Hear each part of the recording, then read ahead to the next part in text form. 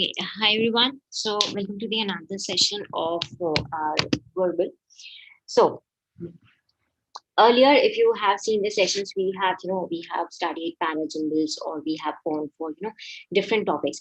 This time, what we are doing is instead of going for a particular topic and going like that, what we are doing is that we are actually taking the entire you can say kind of examination pattern in which we are actually going to look that what if we are available with the reading comprehension and with verbal ability question, how we're going to solve it and how we're going to proceed for them. Okay, so starting with the lecture, today we're going to go for reading comprehension and parajumbles.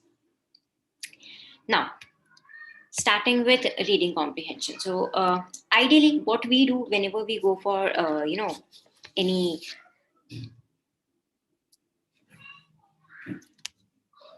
excuse me. Yeah, so whenever we go for any reading comprehension, the standard technique says that whenever we are going for a reading comprehension, the very first thing you're supposed to do is that first you should read the question and then you should start reading the passage. Reason behind is that whenever you go for reading questions first, you actually get an idea that what exactly examiner wants to ask you. And suppose if certain answers are given explicitly in the passage, suppose मुझसे कोई question पूछा that in which year India got freedom. In that case, it is given in the passage 1947, so I can easily mark it. अगर मैंने question नहीं पढ़ा है, so what will happen that I will actually end up just reading it and like other information I'll pass it on.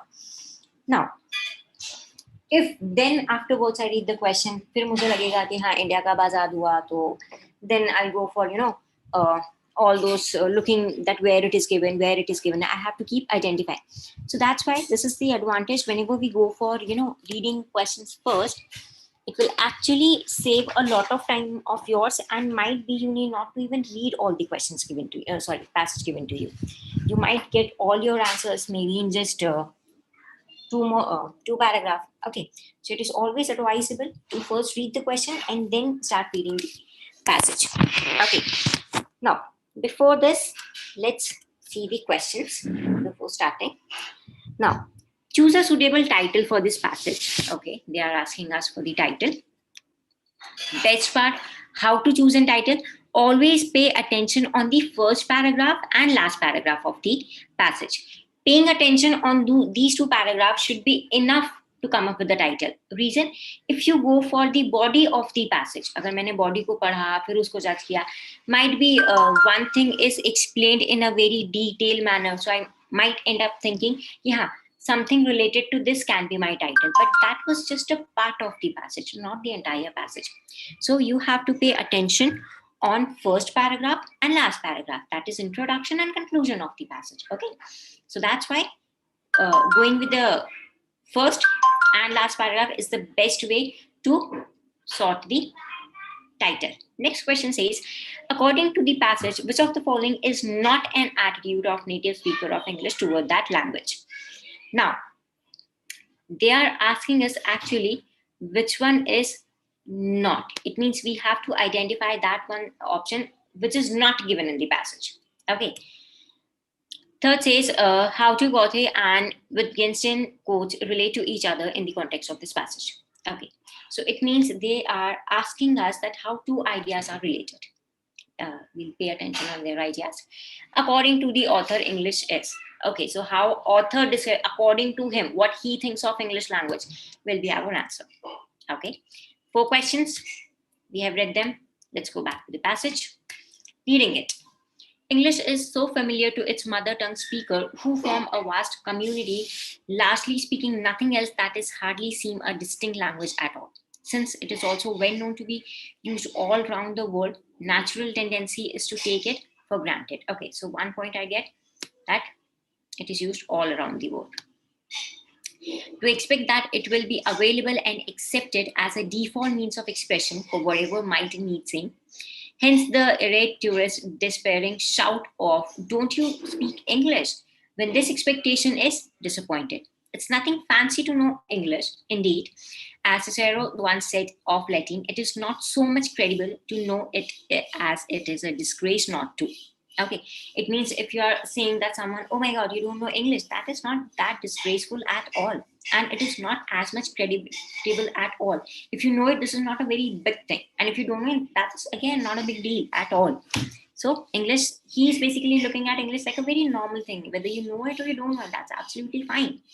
Now, next is there is a sense that speaking English is the least one can do, and for its native speakers to learn another language is to give themselves air. It means those people who are speaking English, if they learn something else.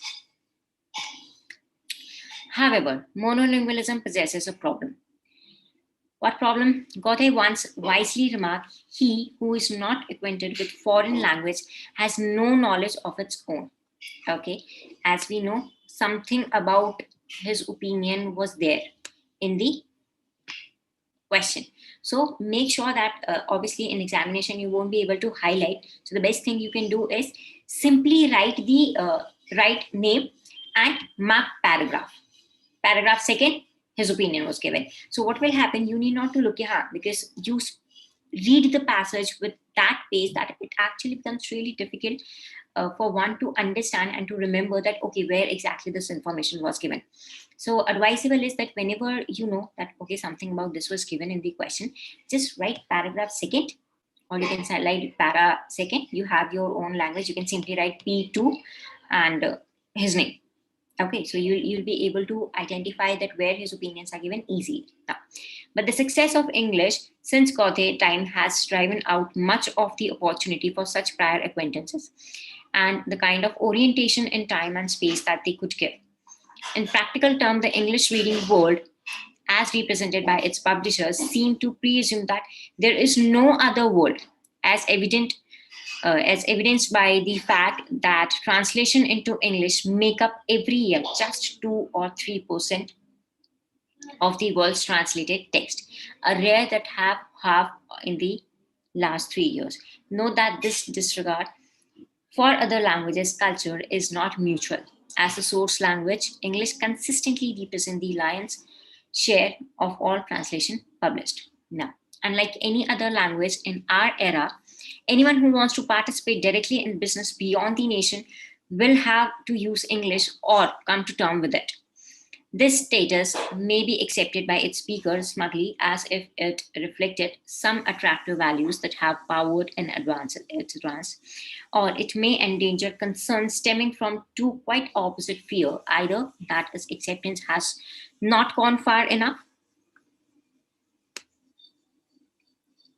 even in their home country, not all residents might speak it, or that it advances is relentless and may in time drive out the use of all other languages together implicitly with the cultural value and knowledge that they convey.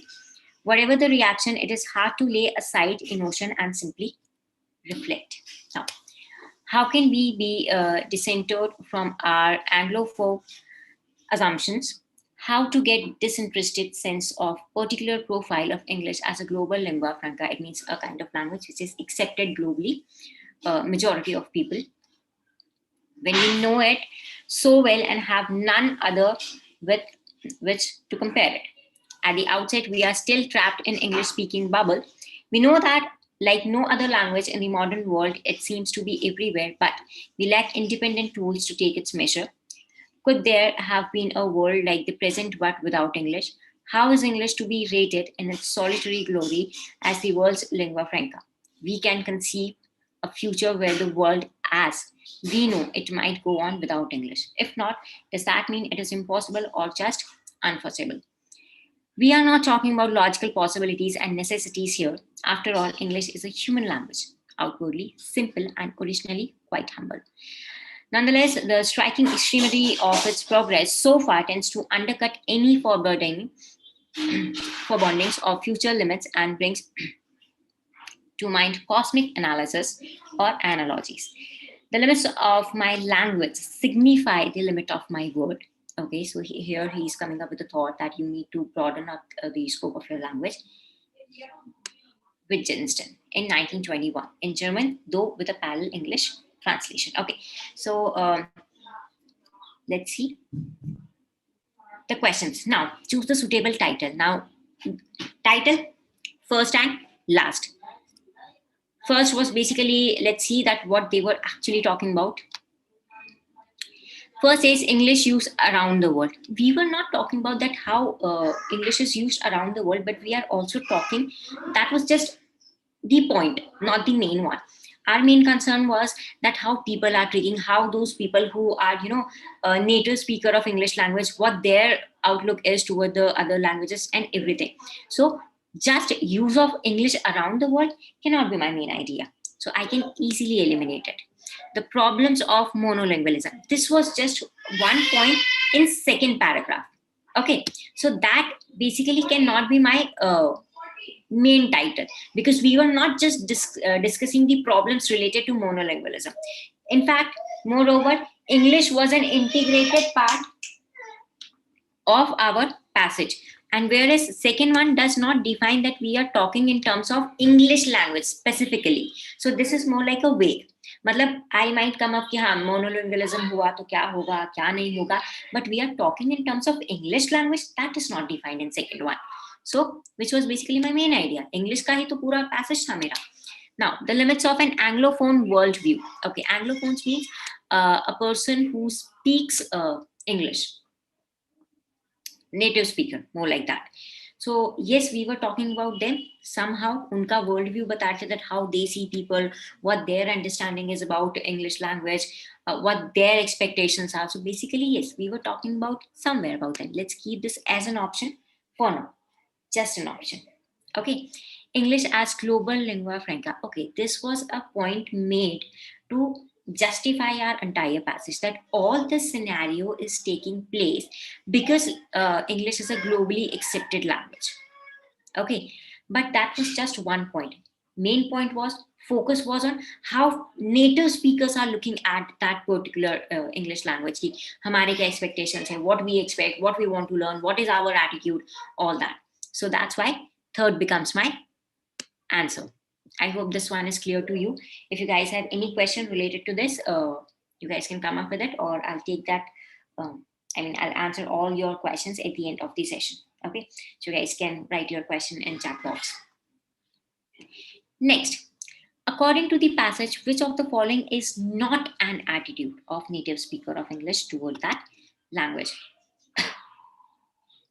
Now, we have to, as simple as that, even if you don't understand what option is talking about, they are talking about not the attitude. Just look what kind of attitude is not given. Okay, which information is clearly mentioned, that we have to eliminate. They are worried that that it may wrongly absorb other languages. Yes, this was the attitude. That's why this cannot be our answer. They are worried that it has not spread enough even within their own countries. Last में given था, हमने highlight भी किया था. Accepted has not gone far even in their home country.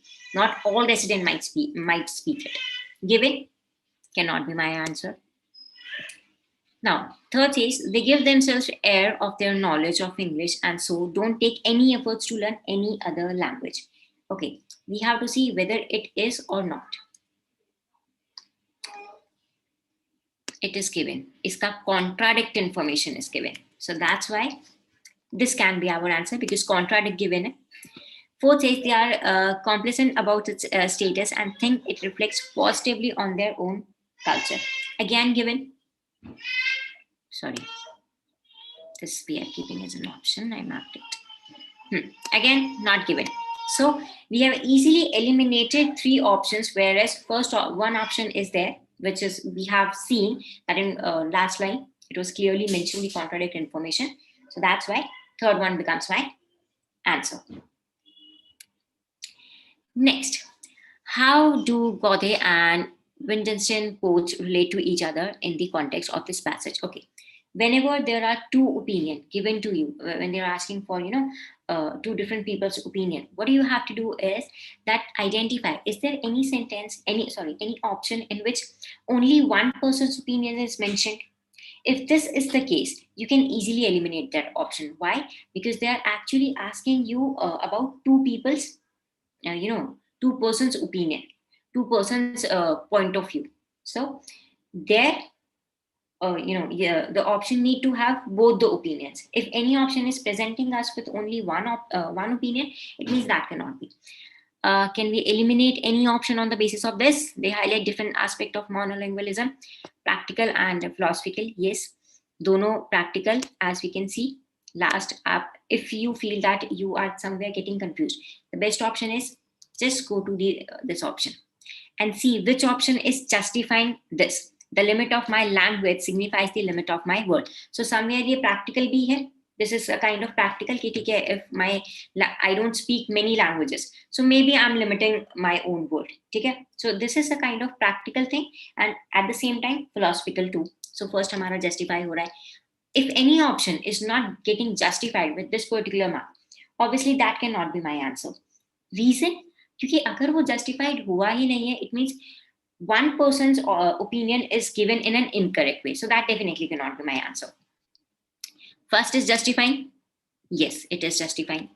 Let's see the second one. There are two sides of same coin as they make relate point and about English monolingualism. So they are not talking about pros and cons. No, he only said one thing, that you need to learn many languages so that you can expand your word. There is no pros and cons. No two sides were discussed. Obviously, maybe Gauthe ne kiya hoga, but isne nahi kiya. But we have to consider his opinion at the same time. So we cannot keep this as our option. They make opposite points, namely the advantages and disadvantages. Again, same. Two sides kahan mention kiya. He is simply making one single point. So again, cannot be my answer. Gauthe's quote is about monolingualism, while Wittgenstein is generally about language. No, he was not just generally talking about language. He's talking about the number of language you're supposed to know. So clearly, first one becomes my answer. I hope this one is clear to you. Sure, I can explain you again. Sejal is having a question. She wants to know question number 3. She wants me to explain it again. So I'm going with it again. Okay, so they are asking about us that how these two persons quote relate to each other. It means we have to see that how their opinion intersect with each other. Okay, what's the common factor? Okay, so if we have to see the common factor, so in that case, both persons' opinion should be there. दोनों का opinion उधर होना चाहिए. Okay, दोनों का opinion होना चाहिए. What is the basic requirement? कि at least एक का तो हो. So Gauthe's opinion is given in a lengthy manner, whereas Winston's opinion is given in a very short, in one single line. All I need to do is दोनों का होना चाहिए. So सबसे पहले मैं Winston का identify करूँगी. If it is not given, just in case, that cannot be my answer. अब Gauthe's का दिया हो या नहीं दिया हो, that is another point. First, I can eliminate on the basis of one person only. Okay, because both are required. So, first, practical and philosophical is there. Obviously, we can see that it is given absolutely in a correct manner. कि उसने बोला है that you need to know more languages in a very philosophical way. So, this can be my answer. Second says that there are two sides. It means he's discussing that what are the pros and what are the cons of the monolingualism. If English is spoken worldwide, if English is basically the dominant language. So he is not talking about that. He's simply saying that you need to learn more languages if you want to expand your world. So he's not discussing two sides. उसने सिर्फ एक piece of advice दिया है. He's not comparing that, okay, this is the good side, this is the bad side. No. He's only giving one opinion that this is something you're supposed to do. That's why we are eliminating second. Third is again, same option is given in some different language. Same बात बोल रहा है, but थोड़ा सा language अलग है.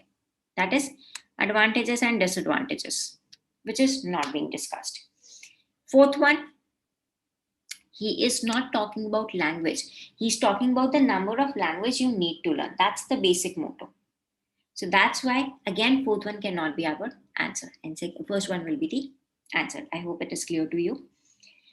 Now, according to the author, English is a special language unlike any other language. No. उसने कहीं पे भी ये mention नहीं किया that English is a very special language. No, he's only talking about that what Anglophone thinks of it, how people treat it, how people expect their expectations and their the kind of problems, the kind of things they face. Nowhere it is mentioned that how special this language is. Language that is currently the only lingua franca in the world. Yes, this was absolutely given. You can see here.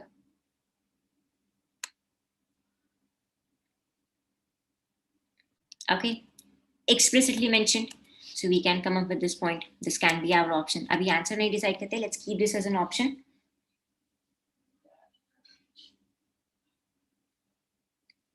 Okay, Shubham, coming to your question at the end of the at the end of the session.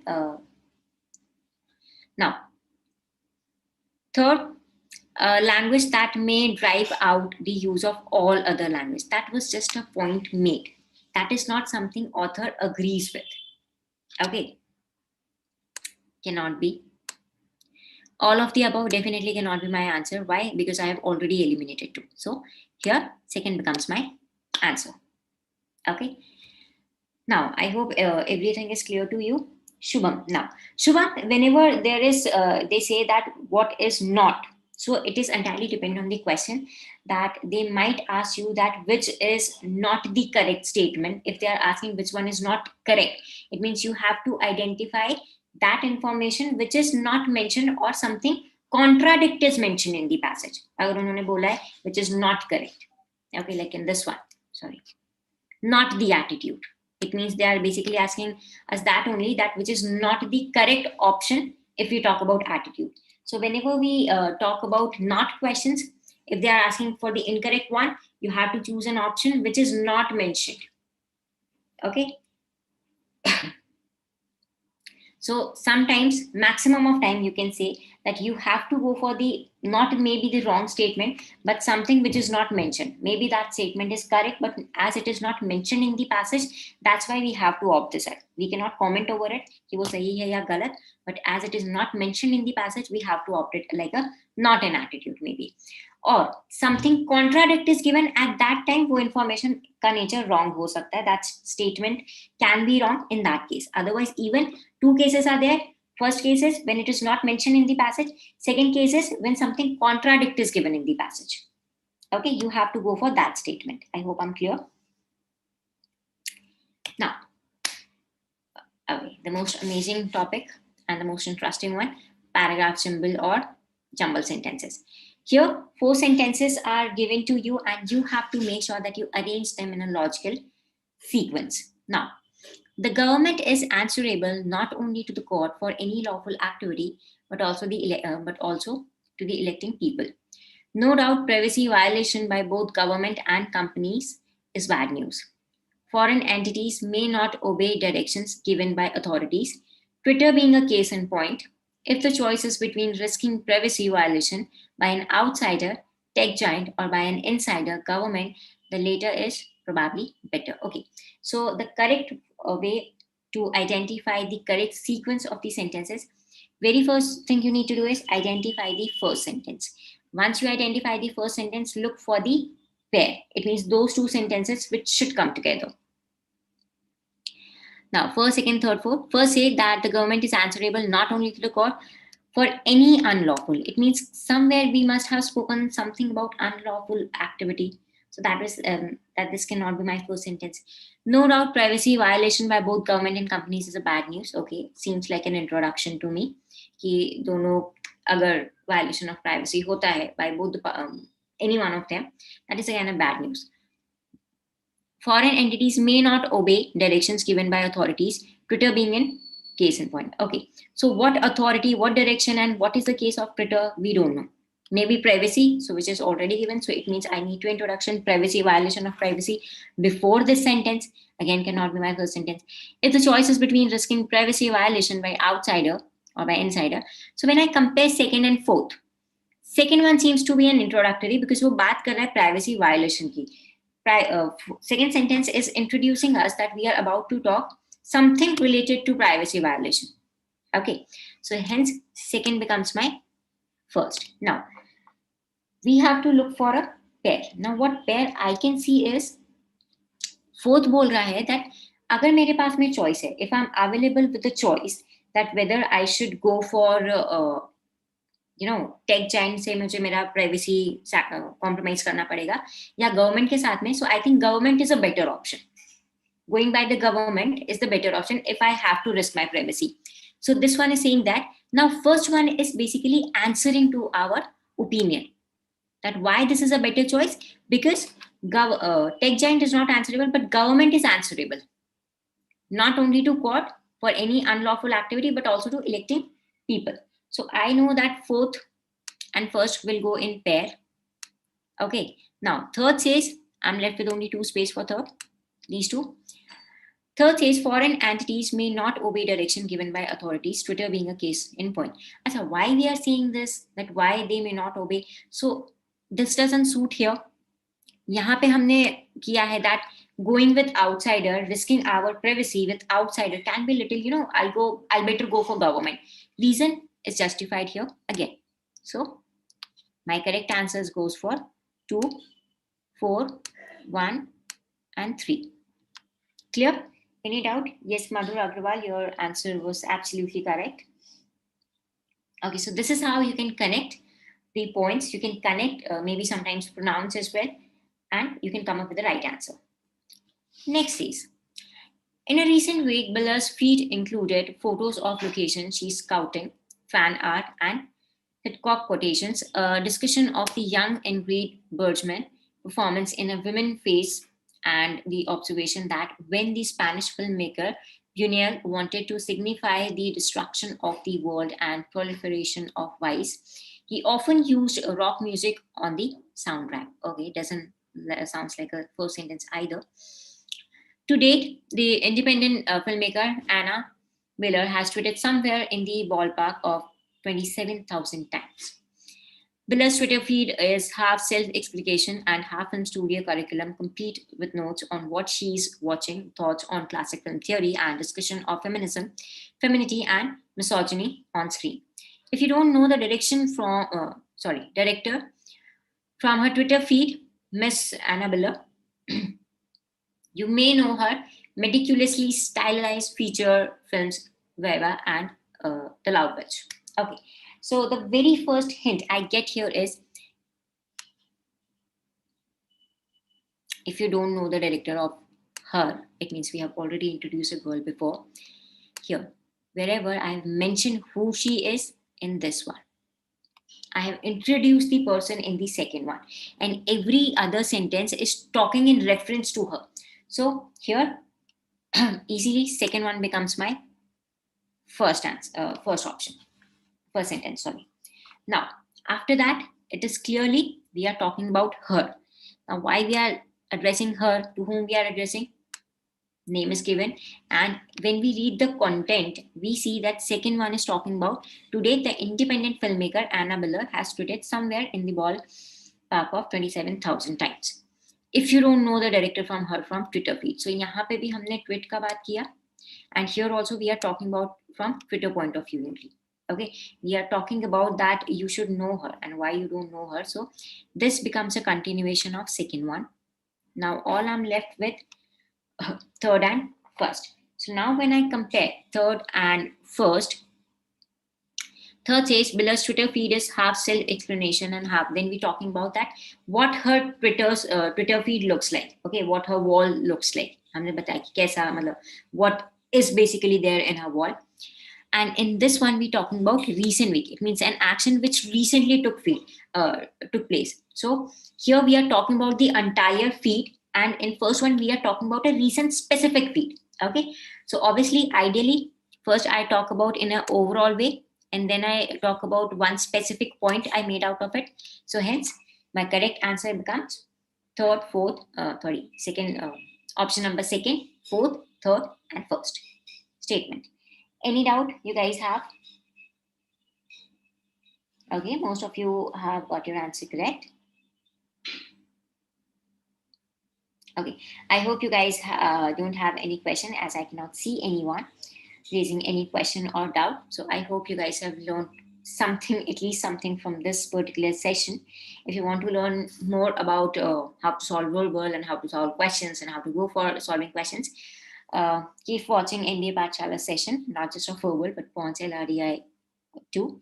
You may gain a lot of things, and you may come up with a lot of new information which you might have not aware by this time. So by the time Take care, guys, and keep watching MBA Pathshala session for more information.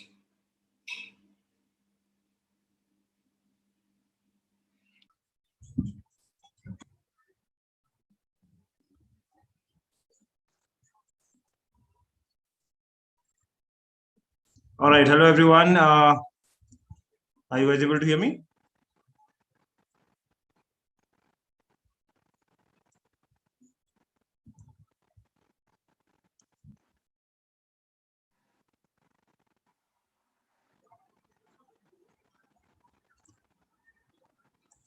All right. Let me just quickly share my PPT and let's get started off.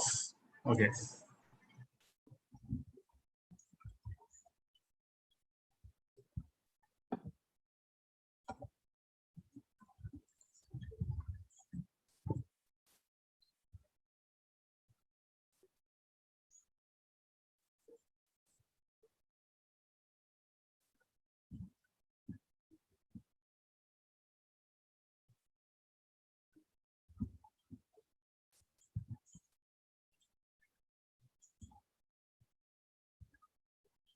All right. So we'll discuss the logical reasoning section. Okay. Just a minute, guys. Okay. Let me just quickly set up something here.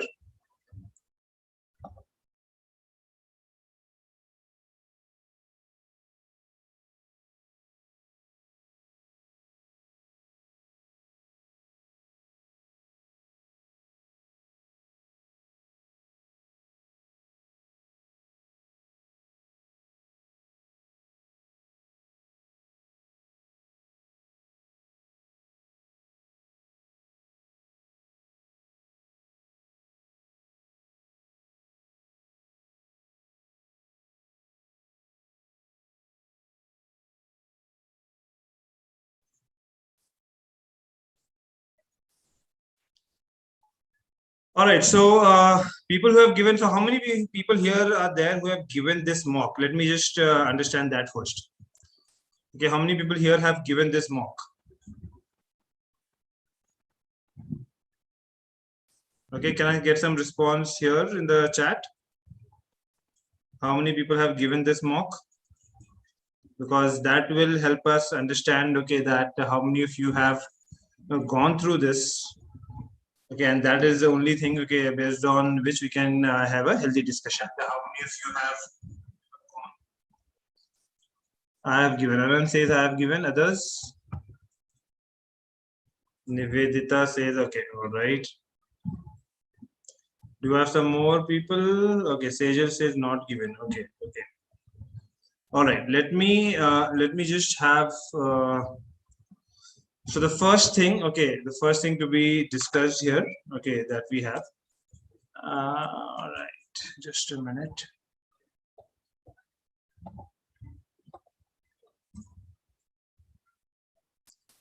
So firstly here, okay, this is lately I have spoken to a couple of students, and what I've understood is that still people have the notion of, you know, the fear of mock. Okay, so I'm going to take a live session on that as well.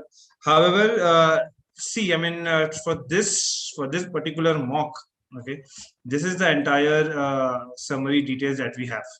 Okay, so this is the details in terms of the different questions. Okay, so we had total of what, like 3, okay, and the 6 sets overall that we had, and the LR section here, okay, I would also want to hear from people who have given the mock, especially what is your opinion? Okay, did you find this section difficult? Okay, easy, how was it for you?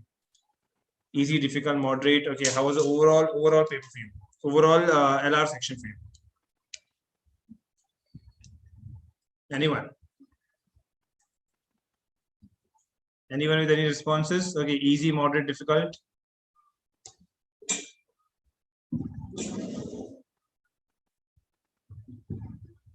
Difficult. Anand says difficult. Okay.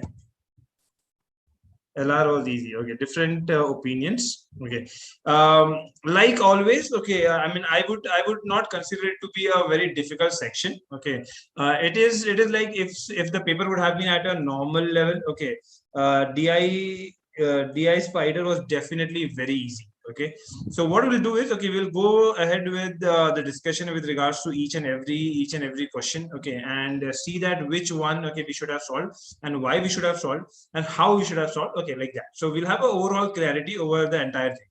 So okay, this is the summary part. Okay, you guys can have a quick check on this, okay, and compare it with your own analysis. Okay, first, the first section that we had, first question that we have, okay, if you see, this is a graph question, okay, spider graph question, and usually spider graph is usually on an easier side. Okay, this is my observation, but don't make a thumb rule on that. Okay, it is just an observation. Reason being that many people, they will look at a spider graph and they will leave it. Okay, because they think that the spider graph is a difficult thing. Okay, I'm not practiced much, so they tend to leave it. But usually it is on the easy side. Okay, but don't make a thumb rule. Now, if I read this, okay, what is this table giving you? Okay, this the graph shows you monthly salary in thousands. Okay, so whatever the number is, so this 80, 70, 60, whatever this number is, okay, this number is usually in thousands that is given to you. Okay, for 8 friends, okay, the salary is given to you, the monthly salary of 8 friends. Now, on 8 different axes, you see 8 different friends, all right, and the salary for 3 months. So you have Jan, Feb, March. Okay, you have the color coding also for them, and you can see the color coding here. Okay, now if I take it forward, okay, if I take a look at the questions, okay, now which of the following friends received the highest salary during the 3 months? A very basic question, a very basic question. Okay, they are just asking you that which of them got highest, which of the friends has got the highest salary. Here, how to read this table, by the way, okay, for people who are scared of spider diagram, see how are you supposed to read this? Okay, you're simply supposed to read this, okay, on the basis where you see, let's say these 5 friends are there. So if I say now Benjamin, okay, Benjamin got 80,000 is the first. Okay, so you see 0 to 80, okay, 0, 10, 20, 30, like this. So here he had 80, he had 70, he had 60. So Benjamin's, okay, 3 months salary that you see is 70, 60, 80, 70 and 60. These are the amounts. If you want to be particular about month, okay, the purple color is for February, so that means, okay, 80 is for Feb, okay, 70 is for the red one, which is March, okay, and 60 is for the black one, which is Jan. That's how you're supposed to read. Okay, that's how you're supposed to read the spider graph. Okay, that's how you're supposed to read the spider graph. Okay, now in this question, okay, where they're asking you that which of the following friends received the highest salary, you really don't have to calculate. If you see, you really don't have to calculate. Reason why, okay, you have Benjamin, Ian, okay, Dan and Frank. When they're asking you for highest, that means obviously it is going to be towards the outer side of the spider graph, because the outer side it is more, okay, 80, 70, like this. So you see that Benjamin has got for all the top 3 figures. Okay, Iron on the other side, if you see, okay, Iron has got this, okay, and this too. So definitely Benjamin is going to be more. Okay, Dan, again you see, okay, Dan has got one so down, okay, and then these 2 are there. So Dan is again going to be down. Frank, okay, is going to be, if you see, Frank is going to be again less than Benjamin. So very quickly and easily we can get the answer for this case is Benjamin. I am not calculating the value as of now. Okay, without calculating the value also, I could have got it. Okay, put a quick yes in the chat. Okay, if you guys are clear with what we are just discussing. Okay, so that we know that all of you here, okay, are are there, okay, and understanding the entire explanation. So I mean, if I go ahead with more questions on this set, okay, which is definitely on a very easy side. Okay, so you guys have, okay, so MBAP students who are there here, okay, you guys, you have this question available in your mock. Okay, you can check that in your analysis, in your solutions, you will get it very clearly. Okay, the solution part, the understanding is, because I always say, look at the direct data and the indirect data, right? In order to figure out whether a set is doable or not doable, you just have to focus on the direct and indirect data. So definitely in this case, it is purely information which is directly given to you. There is not something, okay, where you have to really go out, okay, and figure out a lot of things. No. Okay, most of the information is directly given to you, and you just have to go and do the basic level of calculation. I have already told in my previous live sessions about the exercise for a 30 minutes daily calculation speed, okay, that you have to work on. Okay, all right. So now if I say if the savings of Albert are this much, okay, of monthly salary in Jan. So it is basically savings of Albert is given to you, which is 3 by 25th of monthly salary of Jan. So Jan, okay, if you see, Jan is black one for Albert. Albert is here. Okay, this you see is what? 50. So Albert, okay, had 50 here as a salary, okay, for Jan. Okay, and saving is 3 by 25. Okay, so this, if you see, the saving is going to be 6K. Okay, so what is going to be the expenses? The expenses is going to be 50 minus 6 is 44K. Right, that is going to be the expenses. So similarly, if I go ahead, okay, the savings of Harry is 14% of his salary in March. March is in red color. Harry, red color, if you see, 70. So Harry's salary is 70. Okay, savings is what? Savings is 14% of 70. That's going to be how much? That's going to be 9,800. 10,000 is 7,000. Okay, and you add 4% more, which is going to be 2,800. Okay, you add that, you get 9,800. Okay, now if this is the case, okay, if this is the case here, okay, so this is the overall saving. What is the expenses? Expenses is going to be 70,000 minus 9,800. Okay, which is going to be 60,200. So this is the expenses for Harry. This is the expenses for Albert. Okay, and you just, what are they asking you? The difference between the two. It's a very simple case again, a 16,200. So overall, easy set. Definitely 100% accuracy, easier set to be done. Okay, not at all difficult. Okay, I think here you should have maintained 100% accuracy as well. Okay, similar kind of question. Third question is also on a similar lines. Okay, not a very difficult question. It's just that they are asking you right now in terms of the ratio. Okay, so okay, first set. Okay, first set, I would say, okay, here you ideally, okay, people should have got 4 on 4, 4 on 4. Definitely, if you have got less marks, okay, definitely in that case, okay, you must have done some silly mistakes. If you have not attempted this, okay, this is the learning part that you should get from this mock, is that you should definitely have improvised and done good in terms of this calculation, simple level. Okay, great. Going ahead, okay, so going ahead with this, we have, all right, so this is the next set that we have. Okay, and the next set is about what? So if we read the entire table, okay, there's a lot of data that I see here. So 4 students, okay, these are 4 students, okay, gave the exam on given subjects. These are given subjects which are there. Okay, once they have given you the given subjects, okay, what is next? Then they have all these, information which is also given to you. Now here, look at the information. Look at the information. Okay, maximum marks. Okay, each subject is 100. How many subjects are there? Okay, there are 7 subjects. The total is going to be 700. And Pankaj scores 70% of marks overall given. So Pankaj is going to get 490. All right. So this is a direct information. So I have just used it. If, as I always say, if I have more of direct information, I am going to choose that set to do or not. Okay. And this is the activity that I'm telling you right now. In 1 minute, how are you supposed to read the set and take a decision whether you are going to solve this or not. So in the initial first 2 lines, easy. Okay, I've got the information. Let me go ahead. Total score obtained by English in all 4 students, okay, was lesser than the total score obtained by all 4 students Punjabi by 20 marks. So E, let's say if this is E and this is P, okay. So you know that P minus E is equal to 20. Okay, that is what they're giving you. All right. Total marks obtained in maths by 4 students is 310. Okay, 310. Out of this, you know the total of these 2, so you know the total of these 2 as well. Okay, the total marks obtained by computer by Amit Ravi is in this ratio. Okay, so you don't know. So this is computer Amit, this is computer Ravi. Okay, so they are saying that CA upon CR is equal to 6 upon 7. Okay, this is also given to you. Total marks of, okay, this is done. Total marks obtained by Ravinder is 50 less than the total marks obtained by Pankaj. Now Pankaj, you know, 490 is 4. This was 490, right? 490. So Ravinder is going to be 50 less. So this is going to be 440. Okay. Total marks obtained by all students in Punjabi and science are same. Okay, Punjabi and science. So I'm just putting a P here. Okay, total marks obtained by Amit in Punjabi was 75 marks less than the marks obtained by Ravinder in maths. Okay, so marks obtained by Amit in Punjabi. So Amit in Punjabi, you don't know. Okay, so I'm just putting Punjabi A. Okay, this is P.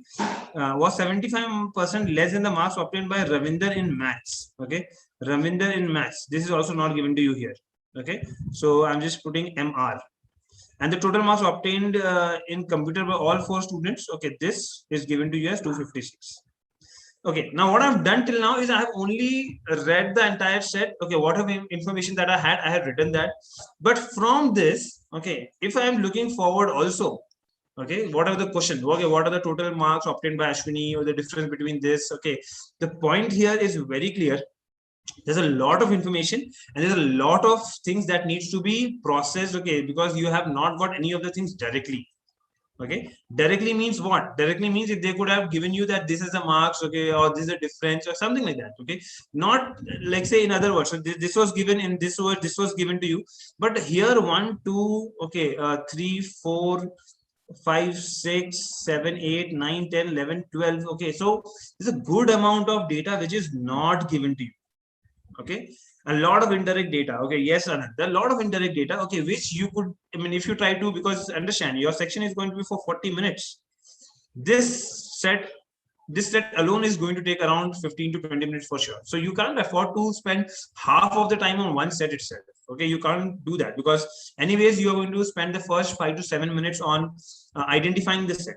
Okay, so definitely, okay, requires a lot of equation. Yes. Okay, so I am not going to attempt this for sure, at least in my first go. Okay, I see a set. Okay, I saw the first set. Okay, that was really on an easy side. Okay, I could have attempted that right away there. Okay, when I saw this, okay, I'm not going to do this. Okay, another thing, in fact, for what I always say is that because you have to scan. Okay, for first set, okay, what I'm going to do. Okay, let's say if everyone is going to have that rough notes, so I would do set number 1. Okay, is going to be on easy side, or rather, I would say R1. What is R1? R1 is round 1. I'm going to quickly make that note. Okay, set number 2. Okay, this is going to be on a difficult side. Okay, for me it is right now a round 3 question, because I know there's a lot of things to be done. I'm not even taking round 2. Why not round 2? Is because round 2 is usually where you know how to solve. It's just that it's going to be a little time consuming. Okay, in this question you still don't know how to solve. There's a lot of things to be done, and then you will come up with this thing. Okay, so quickly in your notes out there, okay, you have to write down this. Okay, that no first set easy R1. Okay, and second set difficult R3. So, and all this, okay, should be done in a span of what, like 1.5 minutes. Okay, or rather maximum 2 minutes. Okay, where you should make this kind of a note. Everyone, cool. Going ahead, okay, next set. Okay, yes. So this is the third set that we have. This set talks about 5 contestants. Okay, these are the 5 contestants. Are the only people eligible to win prizes on a TV game show. 7 prizes are given there. Okay, so car, bike, air conditioner, diamond. Okay, blah blah. Okay, there are all 7 prizes which are there, and then they have these some information given to you here. What is the information about? Okay, the diamond necklace and the refrigerator must be won by the same person. Okay, if this happens, if this happens, if this happens, this is a conditional thing. Okay, now one set of data is called direct data. Okay, which is where you can directly plot. Okay, and in my previous sessions, okay, people who have attended, you will understand that in some of the questions you will see that there are 2 possibilities. Okay, and obviously the third part is the indirect data. So direct data is obviously the most easiest of the things that you can process. 2 possibilities is still better than an indirect data. Okay, in this question, if I just write down what all things they have given to you, okay, or what all the information they are given to you here. All right, so the first information is this: diamond necklace and refrigerator must be won by the same person. So let's say D is the diamond necklace and refrigerator. Okay, this is the first condition, that this is going to be together. Okay, second thing is that the if contestant V wins the CD player. So if V, okay, if V is equal to, let's say, CD player, I'm just putting player here. Okay, P. Okay, then what happens? Then you will win bike. Okay, and no other prize. That means only bike. Okay, if B is equal to P, then U is equal to only B. Okay, this is one information. Okay, so then if you read further, if S is equal to nothing, okay, if S is not getting anything, contestant W will win exactly 3 prizes. So W is equal to 3. Okay, now, all right, so next information is if U wins car. Okay, if U is equal to car, okay, then S will win air conditioner. So S is going to get A. All right. Now, contestant U and T and U win the same number of prizes. So T is equal to U. Okay. In terms of number of prizes. Okay. Let's be clear with this. So how many conditions you have? You have 5 conditions. And here the possibilities, or rather, I understand that none of the clues here is a direct clue. Okay. That you can say that, this person is winning this or this person is winning this. That information is not directly given to you, but the possibilities are still less. Okay, so once I write this, okay, I'm going to quickly have a check on the question first, okay, so that I understand. If you wins car, so basically it's a complete case of possibilities. Okay, if I see that the possibilities is more, there's a lot of possibilities out there. Okay, I might skip this question. Okay, or rather, I might put it for round 3. So is it round 1, round 2, round 3 is what I'm going to judge for now. Okay, so if contestant U wins the car, okay, so if U, so basically it is saying that if U is equal to car, so let me just put it here only because I have all the information. If U is equal to car, okay, and refrigerator, so C and R, okay, if U is equal to C and R, then what happens? Which of the contestant must win bike? Okay, which of the contestant must win bike? Now you understand, okay, it is very clearly given that D and R are together. So if R is here, D is also going to be here, right? D is also going to be here. In that case, you are clear with this, that U is winning C, R and D, right? U is winning C, R and D. So 3 prizes. Okay. All right. What other clue that I have? I also have this information that T and U are going to have the same number of prizes. That means T is also going to have 3 number of prizes here. T is also going to have 3 number of prizes. U is having 3, T is going to have 3. Okay. What next? What next? Okay. Here it is also said, okay, because you have to link the clues here. Okay. So V is equal to P. Okay. V is equal to P. If V is equal to P. So what happens? P is what? P is a CD player. Okay, you only gets this thing. So out of this, which information can you use? You can use the third information, which says that if U is getting car, and that is happening here, that okay, in that case S is going to get A. A is air conditioner. Okay, so S is going to get A. So what is happening? Understand, 2 people, U and S, are total getting 4 prizes. Out of how many prizes? 7 prizes. 3 prizes are left. And those all 3 prizes are going to go to T only. So yes, the answer here is T. Okay. Everyone, I would want to hear from you guys that was it a easy set, moderate level set, difficult level set, or rather I would say R1, R2 or R3. R1 is the sets that I'm going to do in the initial part of my paper. Okay. R2 is moderate, R3 is difficult. Okay, that I will keep it if I get time. For me, Spider 1 was the R1. Okay, if you ask me, okay, the Spider 1 was the R1. Okay, this was R1. And this for me, I would have kept R2. R2 is basically where, after doing spider graph, okay, is where I would have come up with R2. Okay, definitely. So again, 2 sets you should have definitely got completely right. If I look for more questions here, okay, if I look for more questions, okay, you still have, okay, no easier questions. You don't have a lot of difficult questions in this case. Okay, let us see. If contestant, which contestant can win all 7 prizes? All 7 prizes. Okay. Now, here, okay, because I see T and U in the options, I know that T and U are going to have the same number of prizes. So can T and U win all the prizes? Is it possible? Not possible. Okay. Because if T is going to win 7 prizes, U should also win 7 prizes, which is not possible. So they cannot win all the prizes. That's why this contestant T and U. So option number 2 and 3 are eliminated. Option number 2 and 3 are eliminated. We have option number 1, which is S, and then option number 4, which is V. From here, it is very clearly given that if V is equal to P, which is player, CD player, then U is going to get only bike. So in case you tell that, sir, I'm going to give V all the prizes. So you will give P to V, which is player to V. In that case, U has to get bike. So in this case, you cannot give all the prizes to V here, right? So even this is eliminated. So based on, so even V is eliminated. So you get the answer as S. Everyone, okay? Let's be very clear, okay? Everyone. So easier set, not, I mean, I would consider it to be easy to moderate. Okay, if not easy, okay, easy to moderate. Okay, the conditions are less. Okay, the conditions are less. Understand, look at the previous question, look at the number of conditions and things here. A lot of things to be processed. Okay, none of the direct information here. Okay, you have less information, you have just 4 or 5 clues, and that too the possibilities are less. If possibilities would have been more, if I would have got like 4 or 5 possibilities, okay, I would have skipped it. Okay, but here the possibilities are only 2 possibilities that I saw. Okay, and that's why this set was considered to be a on an easy or a moderate side. Okay, perfect, great. So this is there. Okay, I think with these 2 sets, okay, these 2 questions, okay, it should be very clear that you guys should be in a position to solve the rest of the questions, okay, that I have. Definitely for people from MBAP will definitely have this access to these questions in their my coach portal. Okay, you guys can go solve it. Okay, and the analysis part is very clear. Two sets completely okay should have gone right.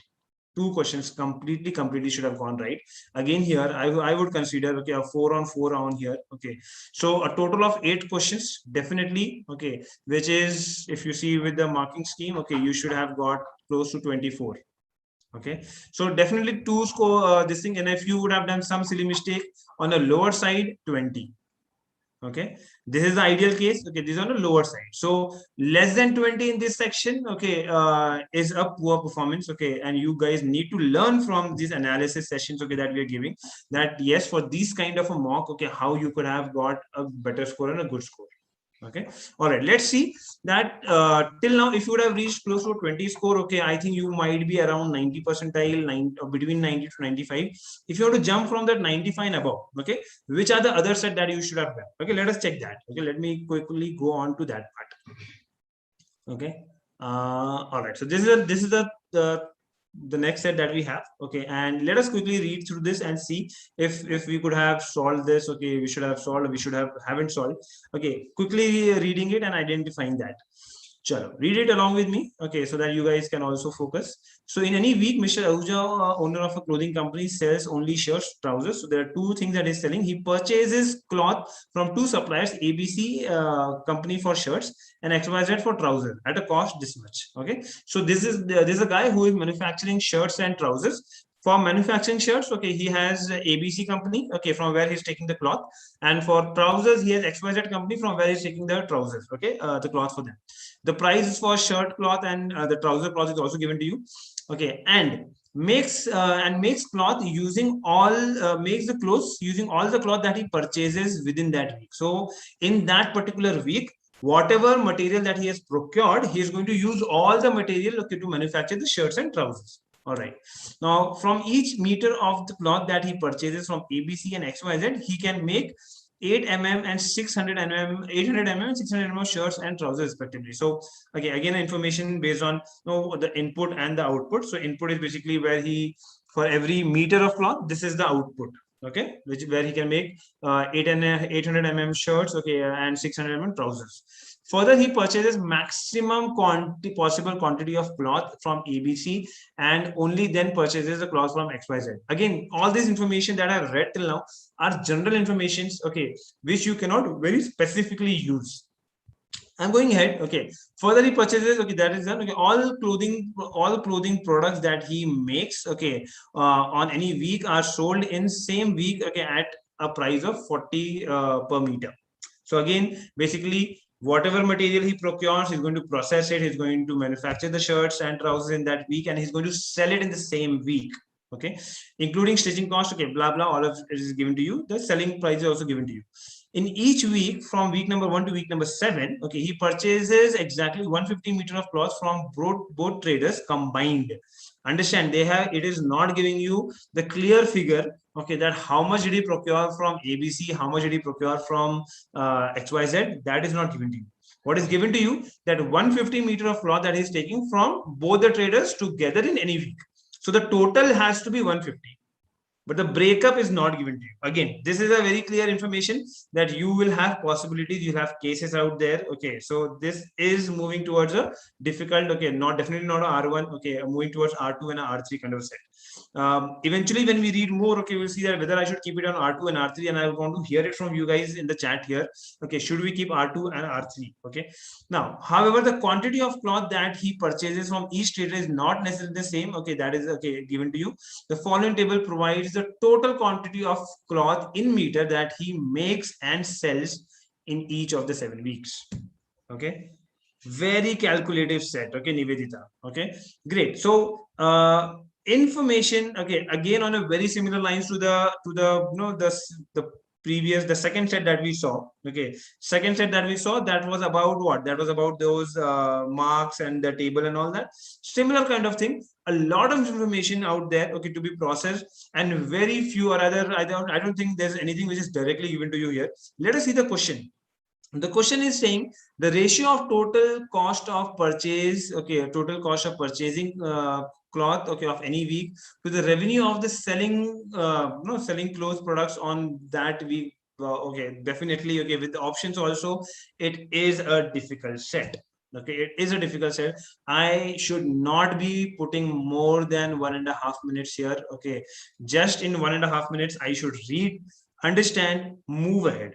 Okay, so I have 2 sets in hand. Okay, I've already seen 4 sets overall. I think, okay, 4 to 5 sets that I've seen, and I know that 2 sets I have identified, which is definitely doable. Okay, going ahead. Okay, right now I would not do this. I will skip it aside. Okay, and come to the next set and what this set is talking about. Let me read that. Okay, Mr. Ghosh is recently redecorated his house. Okay, by coordinating orange and 3 other colors for the wall, carpet, and curtains of 4 different rooms. Okay, in this case, okay, so basically there are total of 4 colors, orange, and there are 3 other colors which is not known right now. Okay, and there are what? There are walls, carpets, and curtains, okay, of 4 different rooms. Okay, so if you see, I have already got the information here clearly in my mind. Okay, that there are 4 colors, then there are 4 different rooms. Okay, and then for each of the rooms, okay, then I have 3 things, which is wall, carpet, and curtain. Perfect. What this, with this kind of information, okay, I think people who have attended my my Independence Day session, okay, will definitely understand when you have 3 parameters. Okay, it becomes very clear that you should have a table like this. Okay, one of the information will be on the x-axis, one of the information will be on the y-axis, and the other information will be in between. A typical format of plot. Okay, so let me go ahead and read then what all things I can do. Now, if I quickly glance through things, okay, because right now I don't know about the other 3 colors, but when I glance through this, I see there's a yellow color mentioning here. Okay, and going ahead, okay, I see green and gray color mentioned here. Gray is again mentioned here. So overall 4 colors I know now. Okay, the 4 colors are orange, yellow, green, and gray.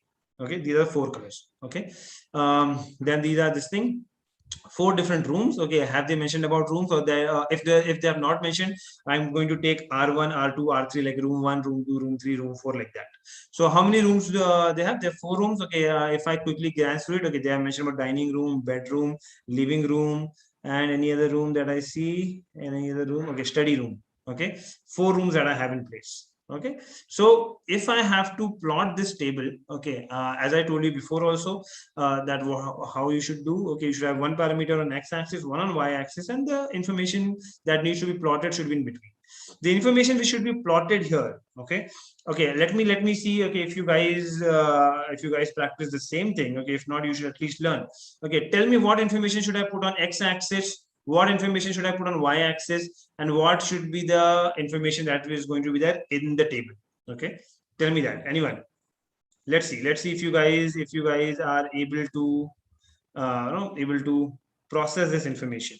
Okay, I need x-axis, I need y-axis, and there has to be some information here. Anyone who can just put in that in the chat? What should come in x-axis? Okay, room versus color. Okay, I would rather, because color is the thing, okay, that I'm not very clear with. Okay, so I would put it this way, that I'm going to put dining room here. Okay, I'm going to put bedroom here. Okay, I'm going to put living room here, and I'm going to put study room here.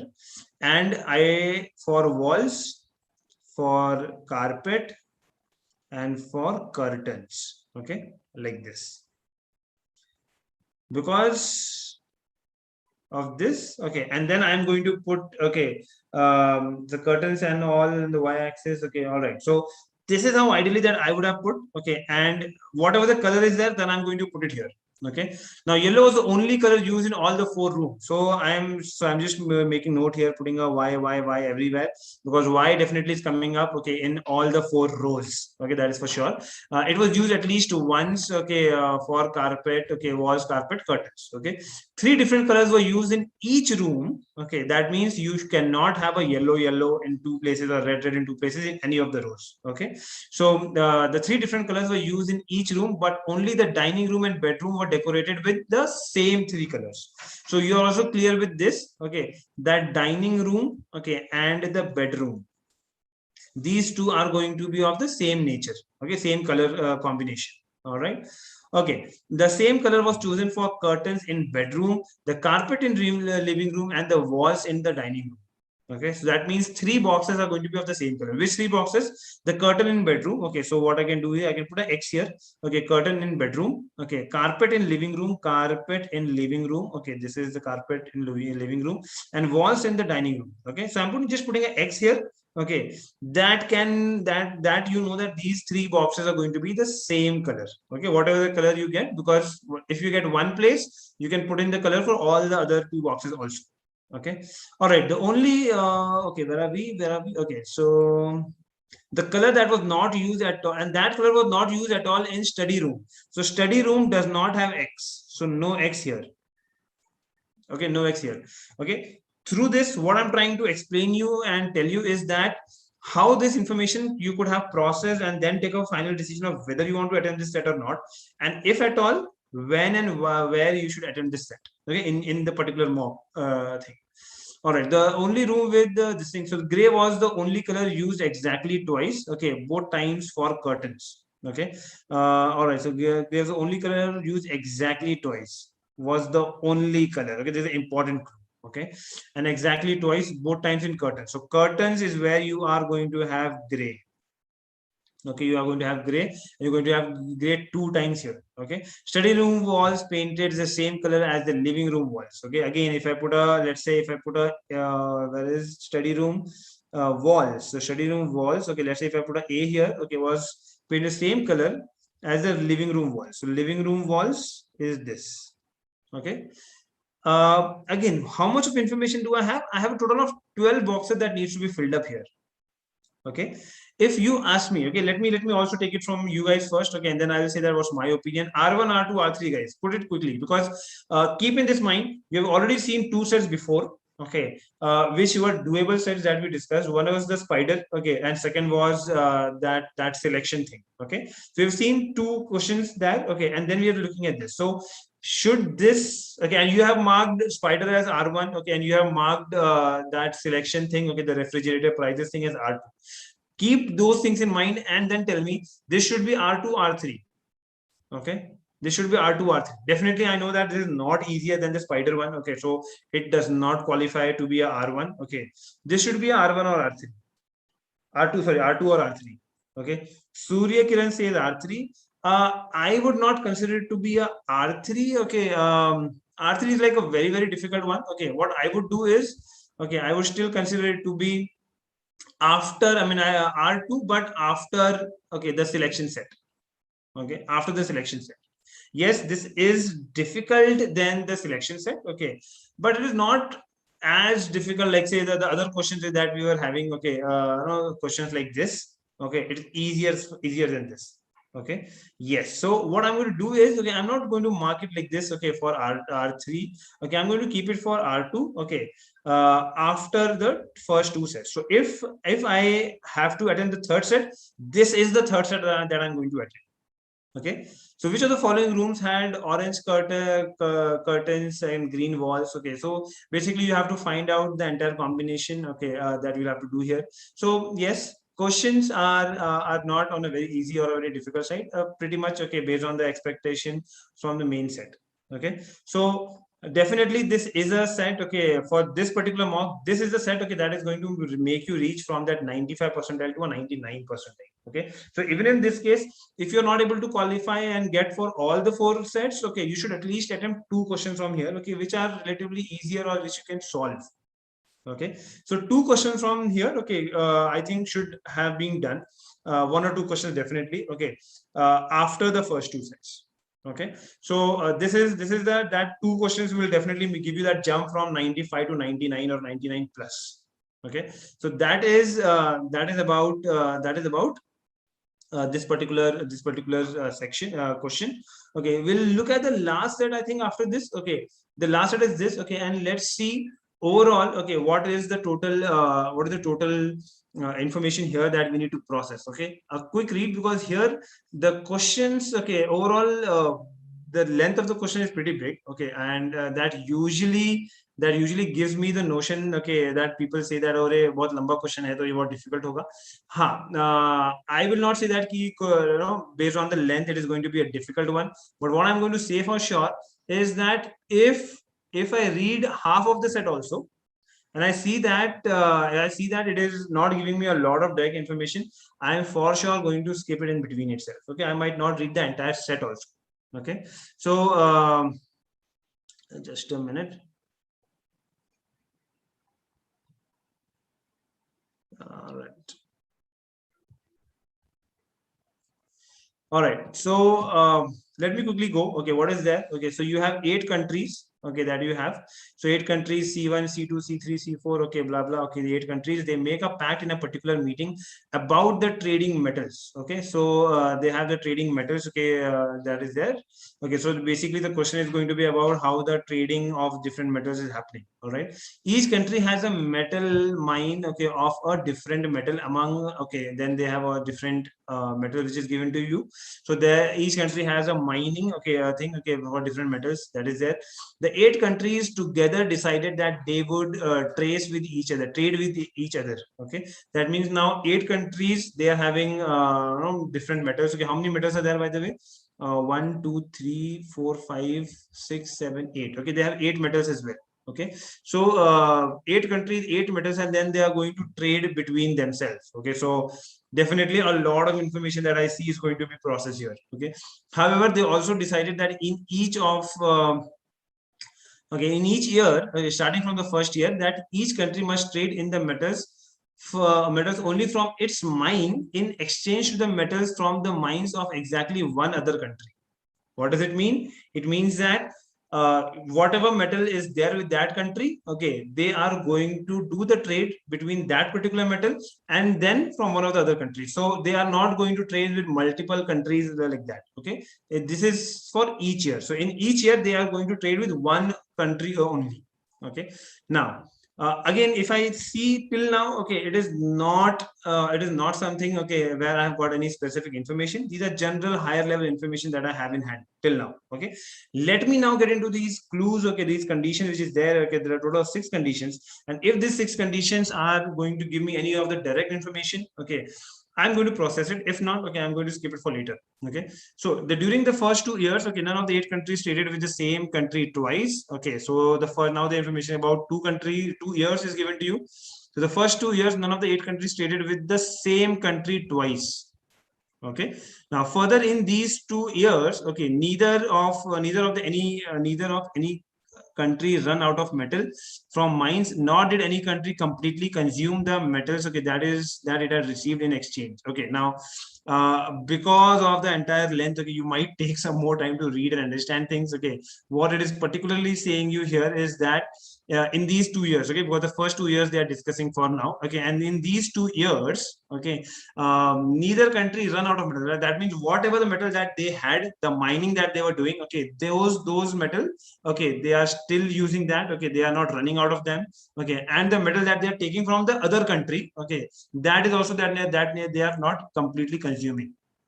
Okay, the following information is known about the metals of each country, and then they have all these conditions. Okay, C did not trade with Y in either year rather than blah blah. Okay, so I mean, from this, if I'm scanning things, okay, I see that this is a set which is not giving me a lot of direct information. Okay, so overall, if you ask me, okay, out of 6 sets that we had here, okay, out of the 6 sets that we had, okay, right, we have 6 sets that I have given you in the summary here. Okay, out of the 6 sets that we had here, okay, definitely, okay, these are the 2 sets that you should be aiming at 100% accuracy. And with this set, okay, that we saw, okay, I think this is the set that we looked at around 2 out of 4. Okay, so 2.5 sets. Okay, that if you're getting right out of these these 6 sets overall, okay, definitely a good score. Okay, for this particular mock in the LRDI section. Okay, roughly a good score for this mock, this particular section, this particular mock. Okay, I think will be somewhere around, okay, a 20 is, let's say a 20 is going to be a 90 percentile score. Okay, I think on a higher side, okay, around 25 to 26 is going to be a good score, okay, for this particular section. Okay, so that's for this particular section overall. Okay, and if you cross 25 or 26, okay, that is where you will cross the 99 percentile mark. Okay, that's about this thing. So bare minimum, guys, 2 sets for sure, 2 sets for sure. Okay, and this is the third set. Okay, and this is what I am the main intention of these discussions is uh, Anant, okay, for spider graph questions, okay, I think you can check the advanced material. You will have some questions there. Okay, the advanced material PDF that we have given you. Okay, in that you have. Also, in terms of the previous year papers, also we have given you access to some of the spider questions. Okay, you can access it from there. Okay, so this is overall, guys. Okay, overall, always this is what I want you guys, at least for LRDI section. Okay, that keep in mind, make sure that the first 5 to 6 minutes, okay, figure out with those 2 sets, okay, which is going to be the R1 and R2. Okay, if you are clear with R1 and R2, okay, even if you have got this knack of getting 100% accuracy for R1 and R2, okay, definitely you are already in that bracket of close to 95%. Okay, now once you maintain that consistency here, okay, after that comes the next part, okay, whereas you will look at the third set. Okay, and overall, I mean, the time limit also that I'm telling you for set selection and the first 2 sets, aim to complete this by a 30 minutes time. Okay, a 5 minutes time, 5 to 6 minutes time, okay, which is going to be for just scanning the sets, identifying those R1 R2 sets. Okay, R1 is going to be easy, so it should be done in around 7 to 8 minutes, which should have been the case in this question also. This set easily could have been done in 7 to 8 minutes. Okay, R2 set, okay, the other set would have taken somewhere close to around 10 minutes or 12 minutes. Okay, with this, if you see, in around 30 minutes, definitely 2 sets should be done. Okay, then comes the next part, which is the R3 set. Okay, let's say, or rather the, if not R3, but R2. Okay, the second set on R2. Okay, over there, okay, I get 10 more minutes, and in this 10 minutes, if I'm not able to solve the entire set, okay, at least 2 questions, good enough, you are through. Okay, and you will definitely be scoring a good score there. All right, great. So with that, we wind up our discussion on the logical reasoning section. Okay, and we already have Abhijit sir here who's going to start off with the quants part. All right, let's stay glued. Okay, and make sure that you take it forward. Okay, with regards to quants, and people who have not given mocks. Okay, please make their habit of giving mocks. Okay, so that you benefit from the session that we take here in terms of the discussion part. All right. Thanks, everyone. Thank you. Bye-bye. Hi, all of you. I believe all of you are able to see the presentation which is being live here. I need a quick response from all of you who are live as of now. Let me know if you guys are able to see the presentation well.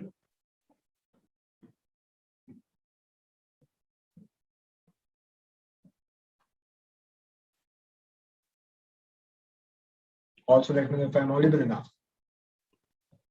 Ananta, Shubham, Suryakiran, Ananta, Nivedita, all of you, people who are live for the comment mock discussion. Let me know if you guys are here, able to hear me, if you guys are able to see the presentation well. Give me a quick update and then we'll take it live.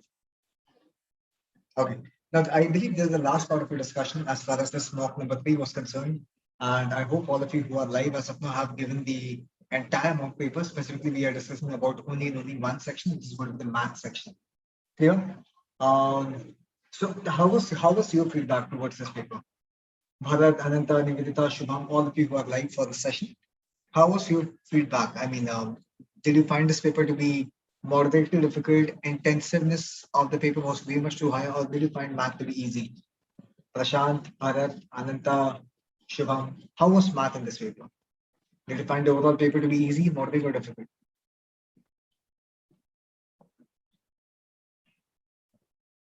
Now, if you ask me how was if you ask me to analyze the paper as far as math was concerned, we knew there were 26 questions which came up in the paper. Like every paper, like mock number 2 that you guys have given over the last weekend was slightly a bit more intensive as compared to mock number 3.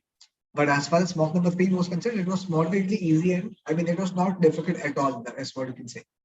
Now, if you're aiming for, let's say, 90 percentile in this section, I repeat, if you're aiming for 90 percentile in this section, so around about 12 to 13 questions you need to solve out of 26. I repeat, if you're able to solve 12 to 13 questions right, you would get around about 90 percentile with maintaining 85 to 90 percentage of accuracy. If you're aiming for 95 percentile in this paper, as far as math was concerned, you can expect around about 14 to 15 questions to be right in this paper out of 26. And if you're aiming for 99 percentile, around about you may consider 17 to 18 questions out of 26 needs to be right. Now, if you ask me how many questions were moderately doable, I mean, even if you're an average student, even if your syllabus is not being completed, very well you could have solved 14 to 15 questions well out of 26 in this paper.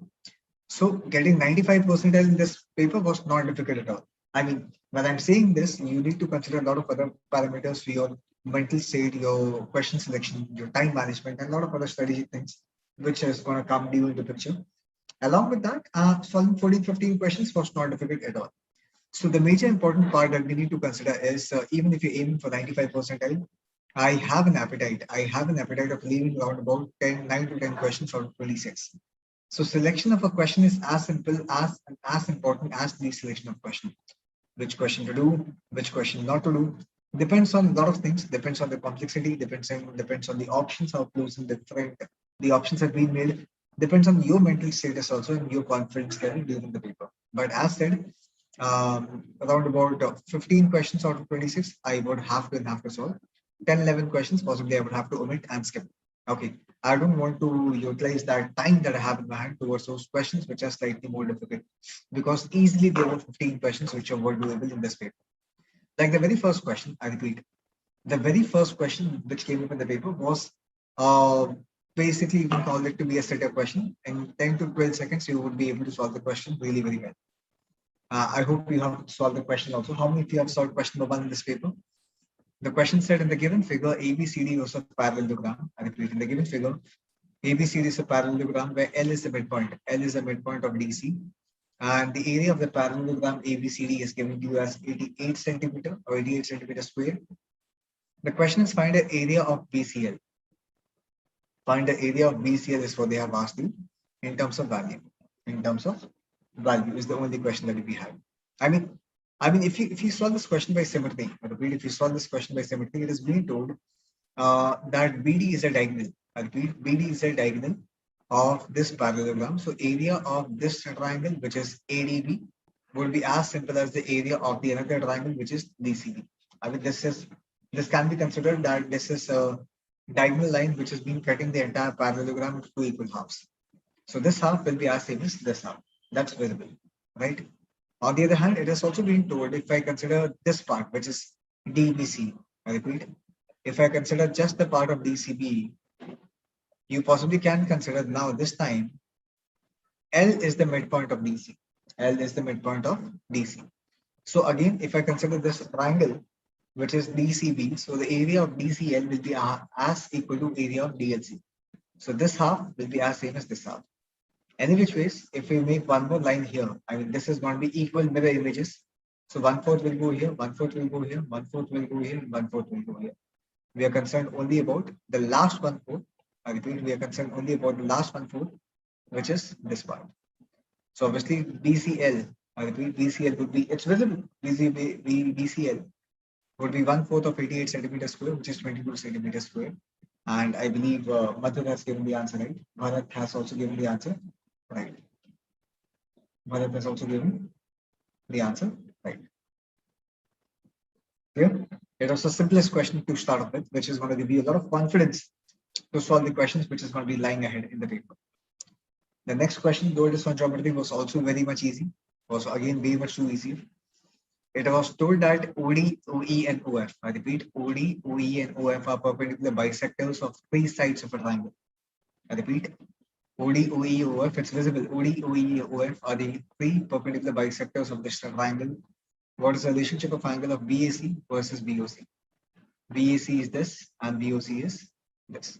There are three perpendicular bisectors. I repeat, it has been told to you that there are three perpendicular bisectors which we have here, right? So using this point, which is O, O can also be considered as the circumcenter.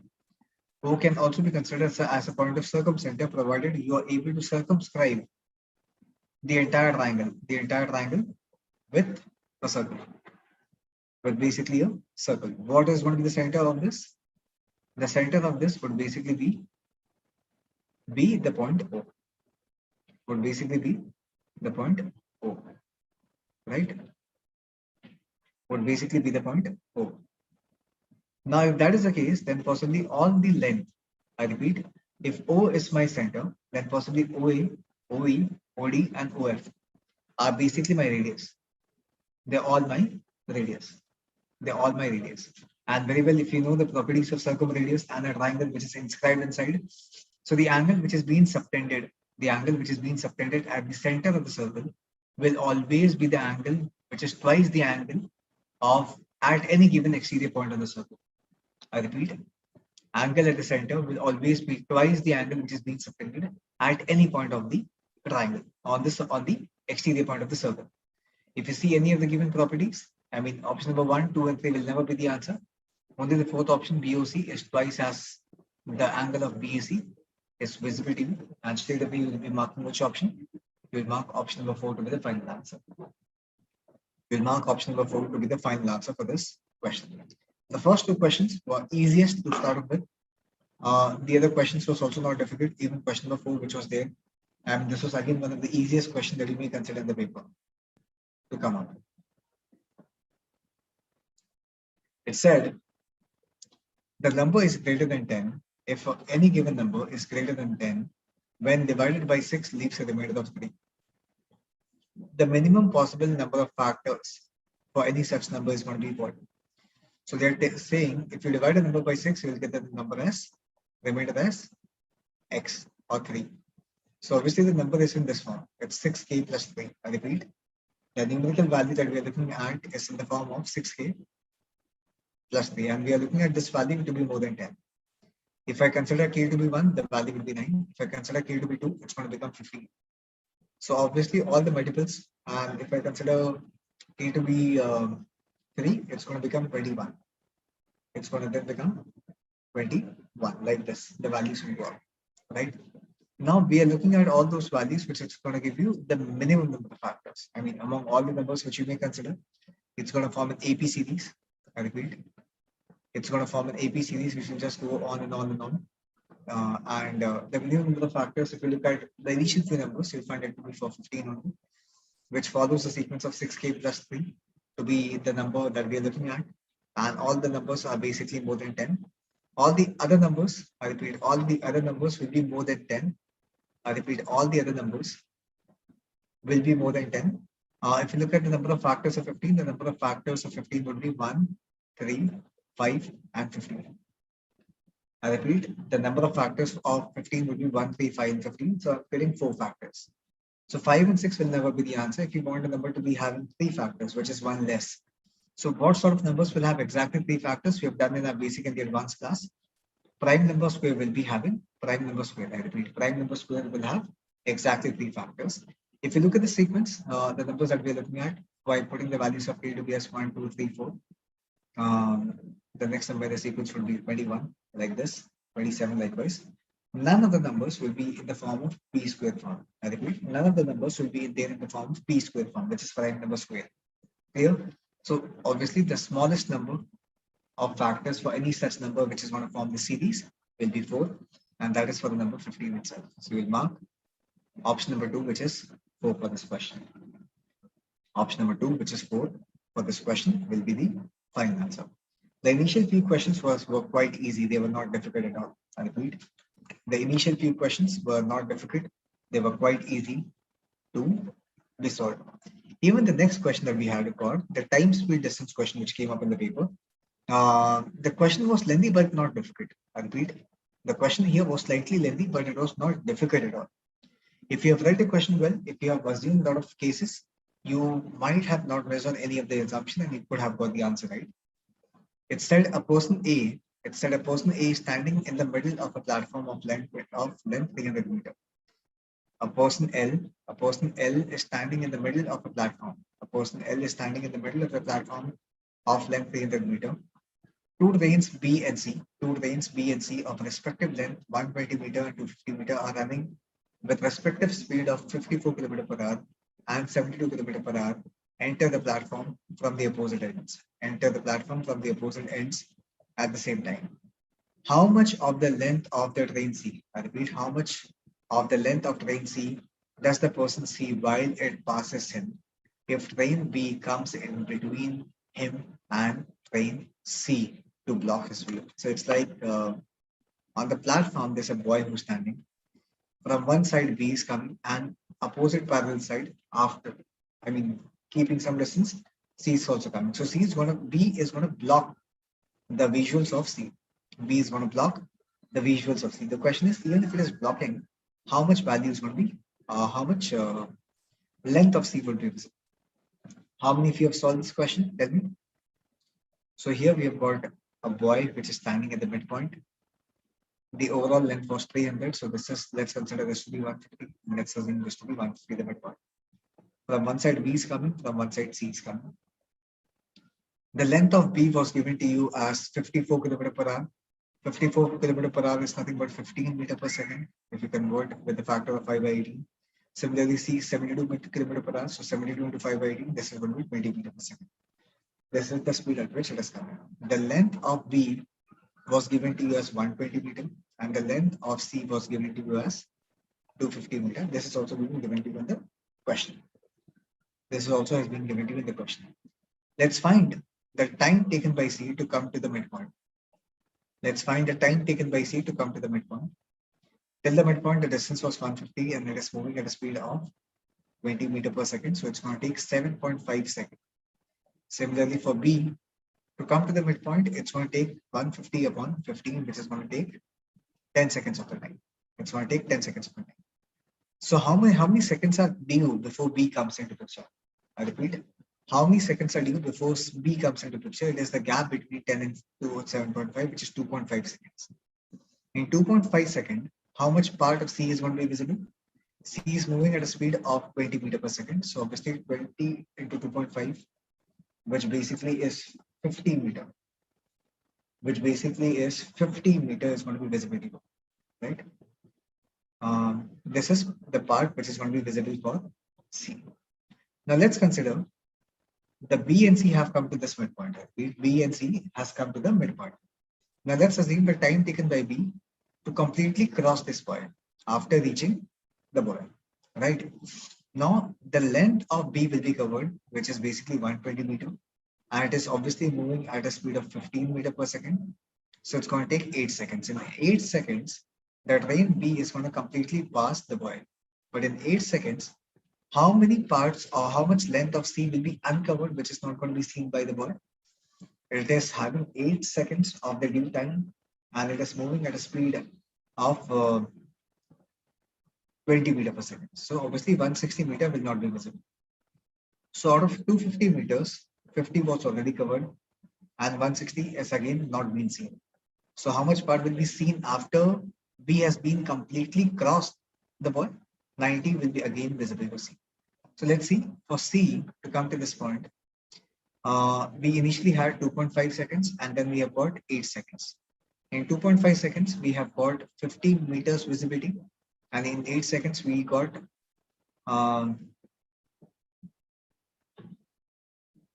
40 meters of visibility. I repeat, 40 meters of visibility here, right? So what is the total length which was visible here? The total length which was visible was basically how much? Was basically 90 meters. So you'll mark which option? You'll mark option number C to be the final answer. Though it was slightly a lengthy question, I repeat. Though it was slightly a lengthy question, but this was not a difficult question. This was not a difficult question that you cannot connect. The question was easy, more moderately solvable. There were a lot of cases which you got to assume and consider while you were solving this question. But if you have understood all the possible pointers and cases, you would have not missed on any of the given point. So times field essence, you need to give a lot of weightage for preparation, and you cannot miss on any of the question which comes up in the paper. Right. The next question came from a topic of number system.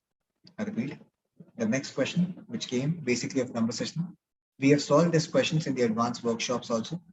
How many of you have solved this question and have understood this is a similar question that we have solved in the advanced workshop? How many of you have been consistently appearing for the advanced workshop master classes? We have solved this question before.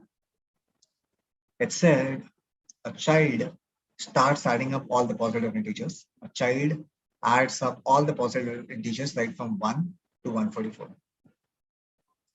1 to n. At some point, the total became 444. At some point, the total became 444.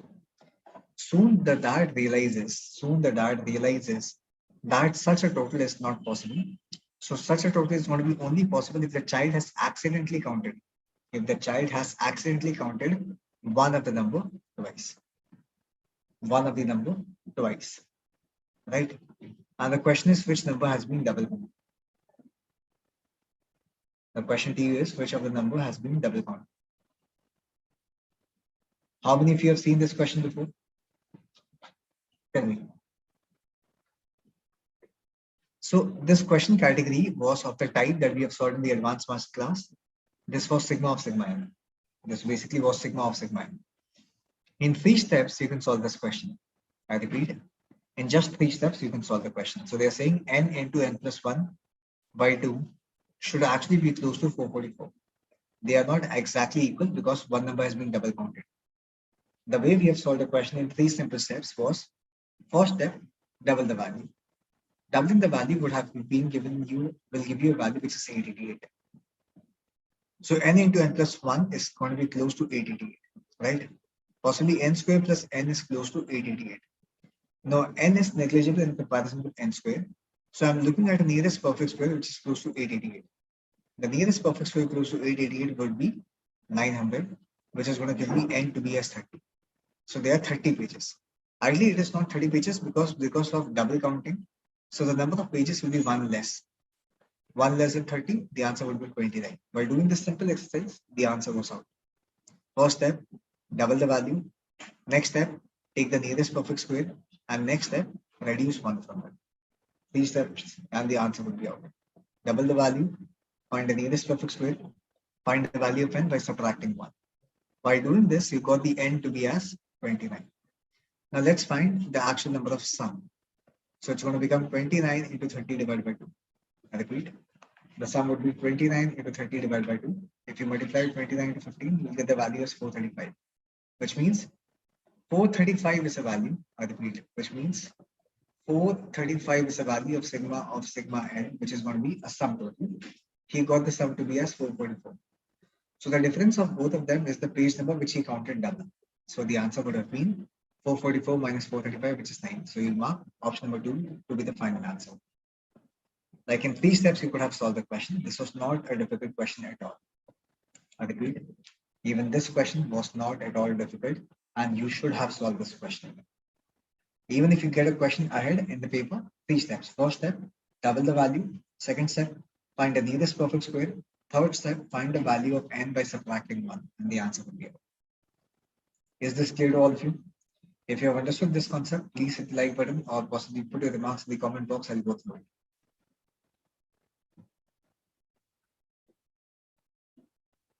Come on, all of you.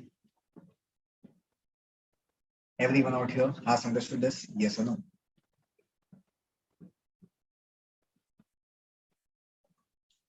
Adanta, Prashant, Bharat, Madhur, Tarun. These are the most standard questions which comes up in the paper. Even question like this, question number 2 was basically on AP. The question was only about finding this n. The n was not visible to us. Otherwise, the question is not difficult. So there are 2 AP. I repeat, there are 2 APs, and the ratio of this is being given to you as 7. The ratio of this has been given to you as 7. So I'm sure all of you know the formula for finding the arithmetic progression series, which is n by 2, 2a plus n minus 1 into d, right? So the numerator would have been n by 2. Twice the value of 3 will give you 6 plus n minus 2 into the common difference, which is 2. Here that there are 10 terms, so it's going to become 10 by 2. So it's 10 plus 10 minus 1 into 3. This value has been given to you as 7. The ratio has been given to you as 7, right? Now, if you try to solve this, you will get the final answer to be something. So n by 2 and by 2 will get cancelled. So if you try to solve this, you will get the final solution to be as n into n plus 2. This value will become 5 times. So it's going to become 5 into 37 would be equal to 7. The only part of the question that you need to solve was basically a quadratic equation, which is n squared plus 2n is 35 into 37. Solving this as n into n plus 2 will become 35 into 37. We'll get n as 35 and n plus 2 is 37. We want the n to be as 35. I mean, in just 4 or 5 steps, you could have solved this question well without making any silly mistake. The answer for this question, it was a very simple question.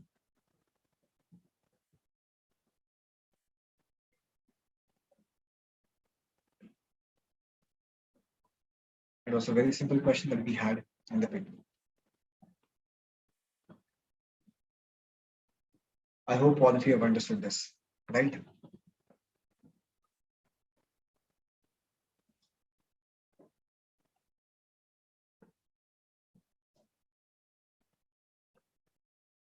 Clear?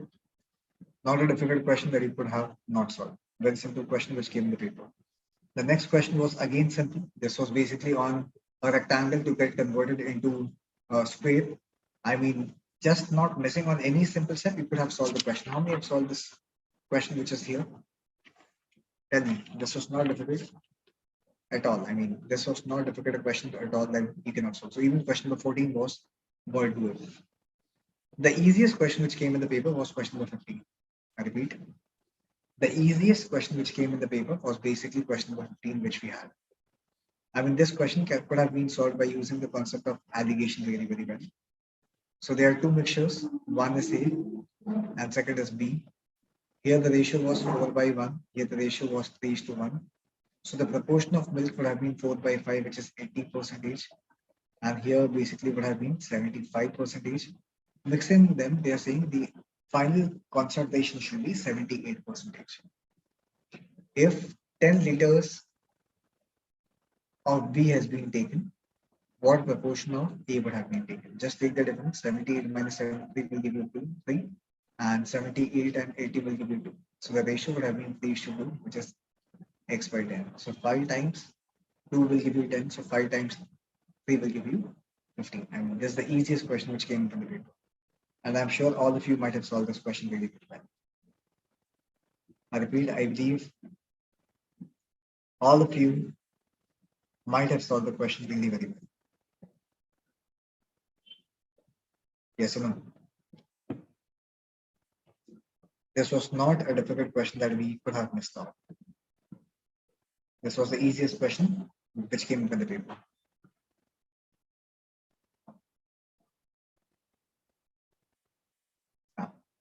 A good question was question number 19. I repeat, a good question was question number 19, which was again, I mean, if you have not missed on any of the cases, you could have solved the question in 10 seconds also. So they're saying, suppose n is an integer. Suppose n is an integer such that the sum of digit of n is 2. It is between 10, this is between 10 lakhs and 1 CR. This is between 10 lakhs and 1 CR. How many different values of n it can take? So the value is going to be more than 10 lakh. There are 6 zeros. And it's going to be less than 7 zeros. Right? So somewhere in between you have this value. Now, the only thing is there are 2 ways. In how many ways can you get the value of digit to be as 2? 1, see 1 is already there. One way to get 1 or the sum of 2 is when you have got 2 ones. And second is when you have got only 1, 2 and all the zeros. You have got only 1, 2 and all the zeros. 1, 2 and all the zeros, there's only one case possible. And the value would be 2 CR. Only 2 CR could be a value which basically or 20 lakhs maybe. 20 lakhs will be a value which will have the sum digit to be as 2. And how many ways can you get the sum digit to be as 2 when you have got 1, 1, and the remaining values 1, 2, 3, 4, 5, 6, 6 blocks. Where only 1, 1 can come. So 1 can come here, or here, or here, or here, or here, or here. And the remaining 5 places will be other zeros. So in how many ways can you get 1 in the remaining 6 places? There are 6 ways to find the sum digit to be as 2 using this, and 1 way to get a sum of 2 using a value of 2 million or 20 lakhs. Clear? So the answer would be 6 plus 1 places, which is 7 ways. And the answer for this question would have been 7 different ways. There's 7 different ways where you can get the sum count to be as, I repeat,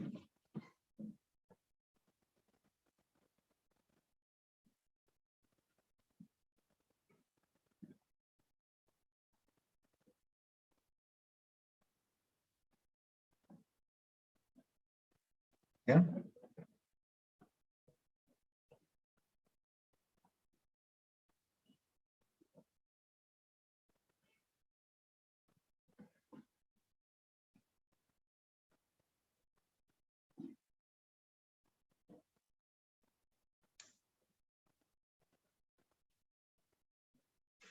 Is this clear?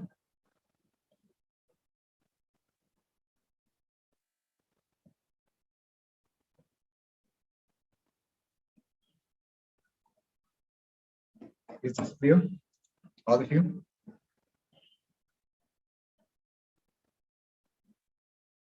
This was not a difficult question that we could not have missed out. Now, good question which came in the paper. I mean, I would again consider it to be an easy question because of one thing, because of the options only. Like question number 24, I believe all of you have solved this question also. This was question number 24, which came up in the paper.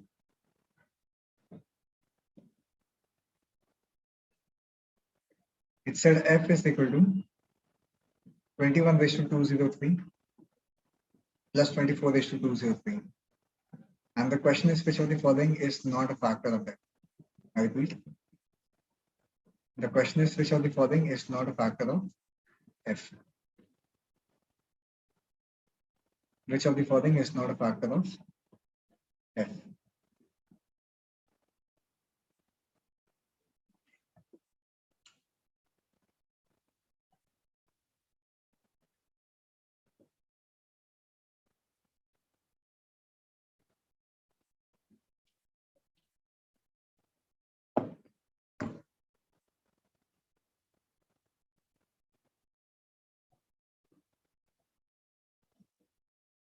So 21 raised to 203 plus 24 raised to 203, which of the following is not a factor of f is the question.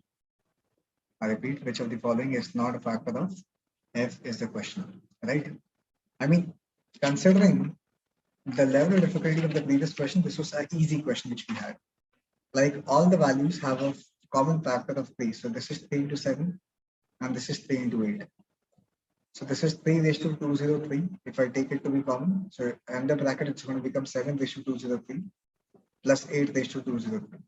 I mean, this gives you a sense that all the values from 3 raised to 1 till 3 raised to 203 would be able to divide the given number.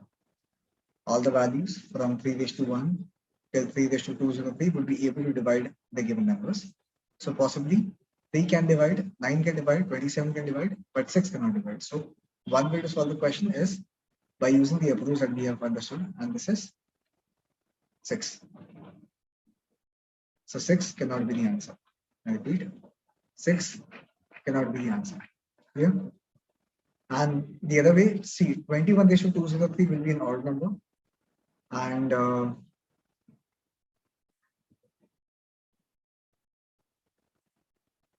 24 raised to 203 will be an even number, right?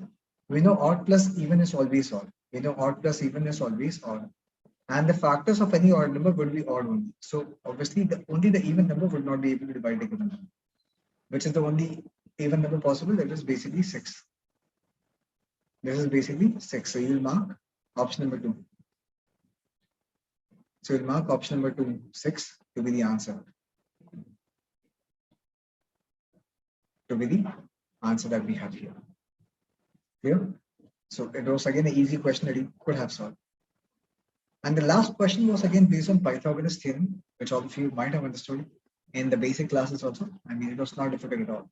The 26th question, which said the figure shows a row of rectangular tiles. The figure shows the row of rectangular tiles, each with two sides, of length 15, and one side as 18, and one side as 18 units. The question is, what is the value of W? The question is, what is the value of W? W is the width. But if W is the width, this is also going to be the height of this triangle. W, the width of this row, would also be the height of this triangle. So let's consider one of the triangle. Let's assume it to be one of the triangle that we have here. So if you make this rectangle, this is not going to be difficult that you cannot crack. So how many sides we have got? If you consider this, we know this is 15, we know this is 15. This is perpendicular, so this is going to be 9 and this is going to be 9. And I want this width. Let's assume it to be as x. So 15, 9 and x will be the value. So possibly x square plus 9 square will be equal to 15 square. So we know x square will be equal to 15 square minus 9 square. So x square will become 225 minus 81. And obviously x square will become 144. So x will be equal to 12. Straight away you'll mark option number 2 to be the final answer. I repeat, straight away.